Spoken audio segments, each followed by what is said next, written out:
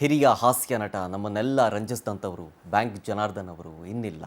ಬೆಂಗಳೂರಿನ ನಿವಾಸದಲ್ಲಿ ಈಗ ಅಂತಿಮ ದರ್ಶನಕ್ಕೆ ಎಲ್ಲ ರೀತಿಯ ಸಿದ್ಧತೆಗಳಾಗ್ತಾ ಇದೆ.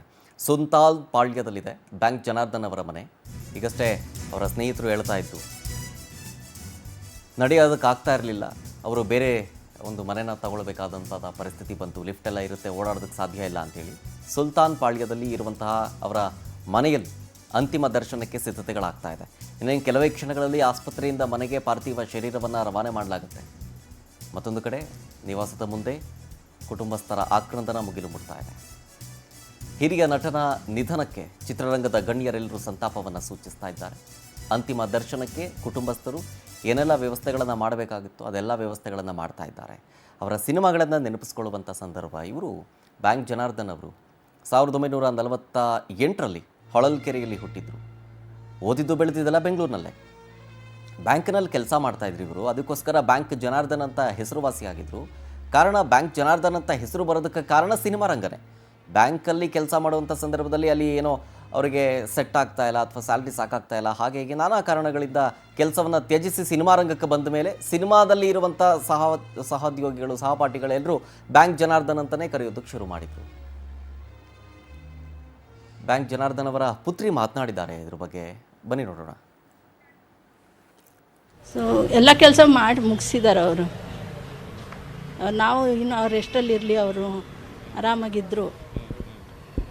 ಸಡನ್ನಾಗಿ ಈ ಥರ ಆಗಿದ್ರು. ಇಲ್ಲೆಲ್ಲ ಏನೇನು ವ್ಯವಸ್ಥೆ ಮಾಡ್ಕೊಂಡಿದ್ರಿ? ಈಗೆಲ್ಲ ನೋಡಿ ಬರೋದು ಇನ್ನೂ 9:30 ಆಗ್ಬೋದು, 9:30 10 ಗಂಟೆ ಆಗ್ಬೋದು. ಸೊ ಎಲ್ಲ ರೆಡಿ ಮಾಡ್ಕೊಳ್ತಾ ಇದ್ದೀವಿ ನಮ್ಮ ಕೈಗಳು. ಆ ಥರ ಏನು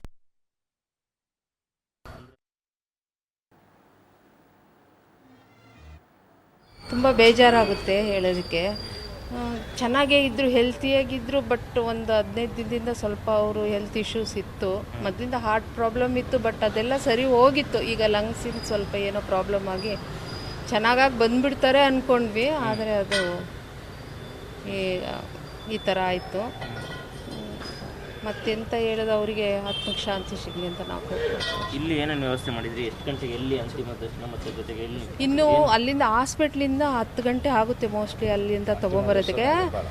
ಹೆಬ್ಬಾಳದಲ್ಲಿ ಮಾಡೋದು ಅಂತ ಹೇಳ್ತಾ ಇದ್ದಾರೆ. ಹೆಬ್ಬಾಳದಲ್ಲಿ ಅಲ್ಲಲ್ಲ, ಚಿತಾಗಾರ ಇದೆಯಲ್ಲ ಅಲ್ಲಿ ಕಾರ್ಯ, ಅಲ್ಲಿ ಮಾಡ್ತಾ ಇದ್ದೀವಿ.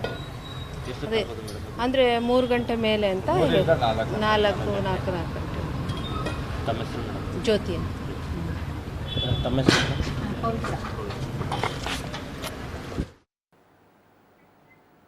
ಇನ್ನು ಇದ್ರ ಬಗ್ಗೆ ಡೀಟೇಲ್ಸ್ ಕೊಡ್ತಾರೆ ನಮ್ಮ ಪ್ರತಿನಿಧಿ ಮಂಜುನಾಥ್. ಬೆಂಗಳೂರಿನ ಸುಲ್ತಾನ್ ಪಾಳ್ಯದಲ್ಲಿರುವ ಬ್ಯಾಂಕ್ ಜನಾರ್ದನ್ ಅವರ ಮನೆ ಮುಂದೆಯಿಂದ ಲೈವ್ನಲ್ಲಿ. ಮಂಜುನಾಥ್, ಬ್ಯಾಂಕ್ ಜನಾರ್ದನ್ ಅವರ ನಿಧನದಿಂದ ಚಿತ್ರರಂಗಕ್ಕೆ ಒಂದು ರೀತಿಯಾಗಿ ಭಾರಿ ನಷ್ಟನೇ.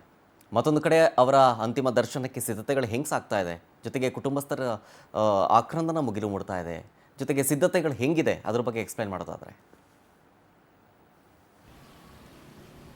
ಶರತ್, ಕನ್ನಡ ಚಿತ್ರರಂಗದ ಹಿರಿಯ ಹಾಸ್ಯ ನಟ ಬ್ಯಾಂಕ್ ಜನಾರ್ದನ್ ಅವರು ಈಗ ಕೊನೆ ಉಸಿರೆಳೆದಿರುವಂಥದ್ದು. ಸದ್ಯ ನಾನೀಗ ಅವರ ಮನೆ ನಿವಾಸದ ಮುಂದೆ ಇದ್ದೀನಿ. ಏನು ಆರ್.ಟಿ. ನಗರದ ಸುಲ್ತಾನ್ ಪಾಳ್ಯ ನಿವಾಸದಲ್ಲಿ ಸದ್ಯ ಈಗಾಗಲೇ ಏನು ಅವರು ಈ ಸದ್ಯ ರಾತ್ರಿ 2:30 ಸುಮಾರಿಗೆ ಖಾಸಗಿ ಆಸ್ಪತ್ರೆಯಲ್ಲಿ ಕೊನೆ ಉಸಿರೆಳೆದಿರುವಂಥದ್ದು. ಸೊ ಹೀಗಾಗಿ ಅವರ ಅಂತಿಮ ದರ್ಶನಕ್ಕೆ ಈಗ ಇಲ್ಲಿ ಏನು ಸುಲ್ತಾನ್ ಪಾಳ್ಯದಲ್ಲಿ ಎಲ್ಲ ವ್ಯವಸ್ಥೆಯನ್ನು ಮಾಡ್ತಿರುವಂಥದ್ದು.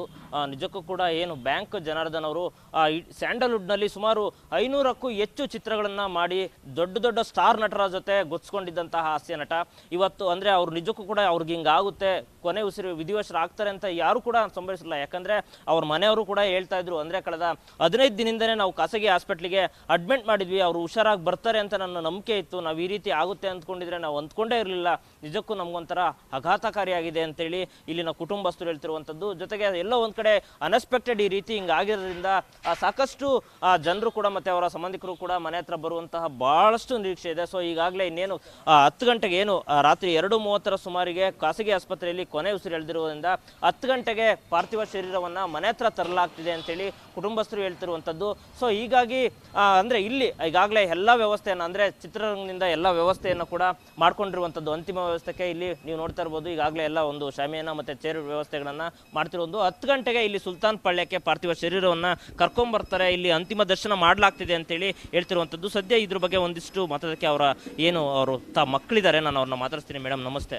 ನಿಜಕ್ಕೂ ಕೂಡ ನಮಗೂ ಅಂದರೆ ಇಡೀ ಸ್ಯಾಂಡಲ್ವುಡ್ಗೆ ಏನು ಕನ್ನಡ ಚಿತ್ರರಂಗಕ್ಕೆ ಒಂದಿಷ್ಟು ಆಘಾತಕಾರಿಯಾಗಿರುವಂಥದ್ದು, ಶಾಕ್ ಆಗ್ತಾ ಇದೆ. ಏನು ಹೇಳ್ತೀರಿ ಮೇಡಮ್, ಏನಾಗಿತ್ತು ಮೇಡಮ್?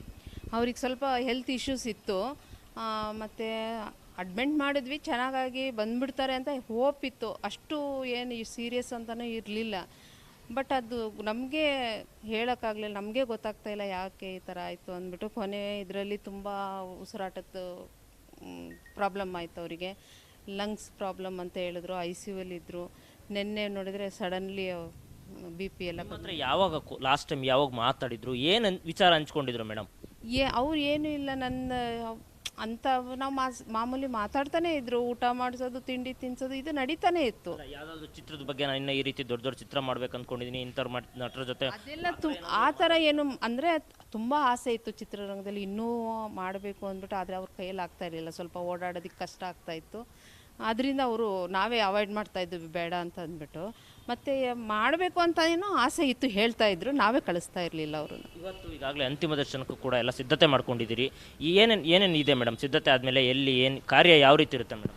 ಇದು ಇನ್ನೂ ಹಾಸ್ಪಿಟ್ಲಲ್ಲಿ ಇರೋದ್ರಿಂದ ಅವ್ರು ಬಂದ ಮೇಲೇ ನಮಗೆಲ್ಲ ಗೊತ್ತಾಗುತ್ತೆ. ಯಾಕಂದರೆ ನೆಕ್ಸ್ಟ್ ಹೆಬ್ಬಾಳದಲ್ಲಿ ಅಂತಿಮ ಸಂಸ್ಕಾರ ಅಂತ ಹೇಳಿದ್ದಾರೆ. ಈಗ ನನ್ನ ತಮ್ಮ ಅಲ್ಲಿಂದ ಬರಬೇಕು, ಬಾಡಿ ಅಲ್ಲಿಂದ ಬಂದಮೇಲೆ ನಮ್ಮ ತಂದೆಯವ್ರದ್ದು ಆಮೇಲೆ ನಿರ್ಧಾರ ಮಾಡ್ತೀವಿ. ದೊಡ್ಡವರೆಲ್ಲ ಬರೋರಿದ್ದಾರೆ, ಬಂದಮೇಲೆ ನಿರ್ಧಾರ ಮಾಡ್ತೀವಿ. ಮತ್ತೊಬ್ಬರು ಹಿರಿಯ ಮಗಳಿದ್ದಾರೆ, ನನ್ನ ಅಮ್ಮ ನಮಸ್ತೆ ಅಮ್ಮ. ನಿಜಕ್ಕೂ ಕೂಡ ನಮಗೂ ಕೂಡ ಶಾಕ್. ಎಲ್ಲ ಒಂದು ಕಡೆ ಕನ್ನಡ ಚಿತ್ರರಂಗಕ್ಕೆ ಒಂದು ರೀತಿ ಶಾಕ್ ಆಗಿರೋದು. ಯಾಕಂದರೆ ಸುಮಾರು 500ಕ್ಕೂ ಹೆಚ್ಚು ಚಿತ್ರ ಮಾಡಿದಂಥವ್ರು, ದೊಡ್ಡ ದೊಡ್ಡ ನಟರ ಜೊತೆ ಸ್ಟಾರ್ ಕೆಲಸ ಮಾಡಿದಂಥವ್ರು ಇವತ್ತು ಇಲ್ಲ ನಮ್ಮ ಜೊತೆ. ಏನು ಹೇಳ್ತೀರಿ ಮೇಡಮ್? ಅದೇ ಅನ್ಎಕ್ಸ್ಪೆಕ್ಟೆಡ್ ಇದಾಗಿರೋದು. ನಾವು ಹುಷಾರಾಗಿ ಮನೆಗೆ ಬಂದುಬಿಡ್ತಾರೆ ಅಂತಲೇ ಅಂದ್ಕೊಂಡಿದ್ದು. ಇದು ಸಡನ್ನಾಗಿ ಆಗಿರೋದ್ರಿಂದ ನಮಗೂ ಶಾಕ್ ಆಗಿದೆ ಈ ಥರ. ನಾವು ಅಂದ್ಕೊಂಡಿದ್ವಿ ಈ ಥರ ಆಗುತ್ತೆ ಅಂತಲೇ ಅಂದ್ಕೊಂಡಿರಲಿಲ್ಲ. ನಾವು ಬರ್ತಾರೆ ಅಂತ ನಾವು ಅವ್ರೂ ಹೋಪ್ ಇತ್ತು. ಯಾಕೆಂದರೆ ಅವರೂ ಚೆನ್ನಾಗಾಗಿ, ಯಾಕೆಂದರೆ ಎಷ್ಟೋ ಸರಿ ಹಾಸ್ಪಿಟ್ಲಿಗೆ ಹೋಗಿದ್ದೀವಿ, ಕರ್ಕೊಂಬಂದಿದ್ವಿ. ನಾವು ಹಂಗೆ ಅಂದ್ಕೊಂಡಿದ್ವಿ ಈ ಸರಿನೂ ವಾಪಸ್ ಬಂದುಬಿಡ್ತಾರೆ. ಇದು ನಮಗೆ ಆಗಿರೋದು ತುಂಬ ಶಾಕ್ ಆಗಿದೆ ನಮಗೆ. ಈ ಥರ ನಾವು ಅಂದ್ಕೊಂಡು ಇನ್ನೂ ICUನಲ್ಲಿದ್ದಾರೋ ಬಂದುಬಿಡ್ತಾರೆ ಅಂತ. ಯಾಕೆಂದರೆ ಮತ್ತೆ ಲಾಸ್ಟ್ 4 ಡೇಸ್ ಬ್ಯಾಕ್ವೂ ವಾಪಸ್ ಕರ್ಕೊಂಬಂದಿದ್ವಿ, ಚೆನ್ನಾಗಾಗಿದ್ದಾರೆ ಅಂದ್ಕೊಂಡು. ಮತ್ತೆ ನಮ್ಮ ಕರ್ಕೊಂಡೋಗಿ ಅಡ್ಮಿಟ್ ಮಾಡಿದ್ದು. ನೀವು ಆಸ್ಪತ್ರೆಗೆ ಹೋಗಿ ನೋಡಿದ್ದ ಅಥವಾ ಇಲ್ಲೇ ಮನೆಯಾಗಿದ್ದ? ಯಾವಾಗ ನೋಡಿದ್ದು ಲಾಸ್ಟ್? ಯಾವಾಗ ಭೇಟಿಯಾಗಿದ್ರಿ? ಏನು ಮಾತುಕತೆ ಮಾಡಿದ್ರು ಮೇಡಮ್ ನಿಮ್ಮ ಜೊತೆ? ಏನಿಲ್ಲ, ನಾವು ಮಾಮೂಲಿ ಮಾತುನೇ ಆಡೋದವರು.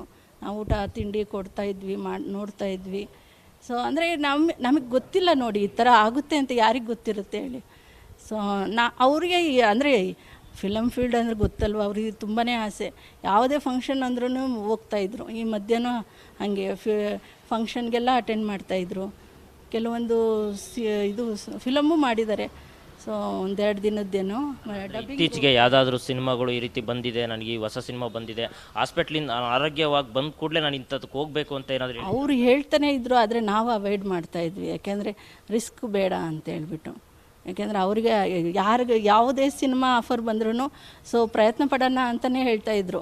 ಆದರೆ ಈಗ ಕಷ್ಟ ಆಗ್ತಾಯಿತ್ತು ರೀ ಅವ್ರಿಗೆ. ನಾವು ಯಾಕೆಂದರೆ ಲಾಸ್ಟ್ ಟೈಮೂ ಸ್ವಲ್ಪ ಹೆಲ್ತ್ ಇಶ್ಯೂ ಆಗಿತ್ತು, ಹಾರ್ಟ್ ಪ್ರಾಬ್ಲಮ್ ಇತ್ತು ಅವರಿಗೆ. ಸೊ ಅದಕ್ಕೋಸ್ಕರ ನಾವು ಅವಾಯ್ಡ್ ಮಾಡ್ತಾಯಿದ್ವಿ ಮೇಡಮ್. ಅಂದರೆ ಇಲ್ಲಿ ಕೊನೆಯದಾಗಿ ಇಲ್ಲಿ ಅಂತಿಮ ದರ್ಶನ ಆದಮೇಲೆ ಮತ್ತೆ ಎಲ್ಲಿ ಕಾರ್ಯಗಳನ್ನ ಮಾಡೋದಕ್ಕೆ ಎಲ್ಲಿ ಏನು ಸಿದ್ಧತೆ ಮಾಡ್ಕೊಂಡಿದ್ದೀವಿ? ಸಿದ್ಧತೆ ಅಂದರೆ ಹೆಬ್ಬಾಳ ಅಂದ್ಕೊಂಡಿದ್ದೀವಿ ನಾವು. ನನ್ನ ತಮ್ಮ ಇನ್ನೂ ಬಂದಿಲ್ಲ, ಯಾಕೆಂದರೆ ನಮ್ಮ ಇನ್ನೂ ಬರೋರಿದ್ದಾರೆ, ನಮ್ಮ ದೊಡ್ಡವರು. ಅವರೆಲ್ಲ ಬಂದ ಮೇಲೆ ತೀರ್ಮಾನ ತಗೊಳ್ತೀವಿ ನಾವು. ಶರತ್, ಇದು ಅವರ ಸಂಬಂಧಿಕ ಅಂದರೆ ಅವರ ಮಕ್ಕಳು ಹೇಳ್ತಿರುವಂಥದ್ದು. ನಿಜಕ್ಕೂ ಕೂಡ ನಾವು ಈ ರೀತಿ ಅಂದ್ಕೊಂಡಿರಲಿಲ್ಲ. ಆರೋಗ್ಯ ಅಂದರೆ ಕಳೆದ 15 ದಿನದಿಂದಲೇ ನಾವು ಹಾಸ್ಪಿಟ್ಲಿಗೆ ಅಡ್ಮಿಟ್ ಮಾಡಿದ್ವಿ, ಆದರೆ ಕಾರಣಾಂತರಗಳಿಂದ ನಮ್ಗೆ ಈ ರೀತಿ ಆಗಿರೋದು ನಮಗೂ ಎಲ್ಲೋ ಒಂದು ಕಡೆ ಆಘಾತಕಾರಿಯಾಗಿದೆ.